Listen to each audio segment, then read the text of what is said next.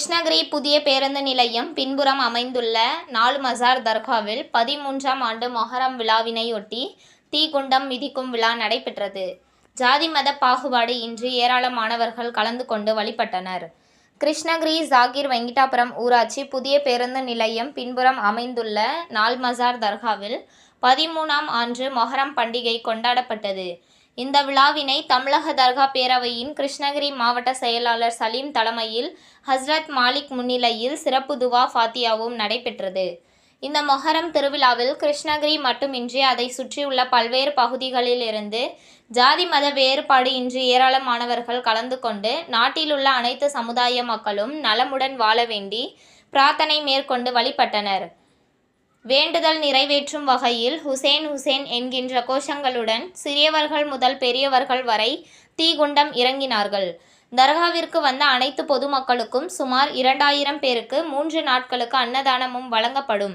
மேலும் இந்த விழாவின் போது ரியாஸ், நவீத் மற்றும் அப்துல்லா, பழையப்பேட்டை ஏரியாஸ், ஹபீப், தேசிய முஸ்லிம் லீக் ஃபாரூக், ஷானவாஸ், இஸ்மாயில், ரிஸ்வான், இதயாத், மாலிக், ஜாஃபர், ஹாலித், சர்தார், சமீர், அனீஸ், இம்ரான், சுஹேல், ஆரிஃப், ஆசிஃப் உள்ளிட்ட அனைத்து சமுதாய மக்கள் கலந்து கொண்டு சிறப்பித்தனர்.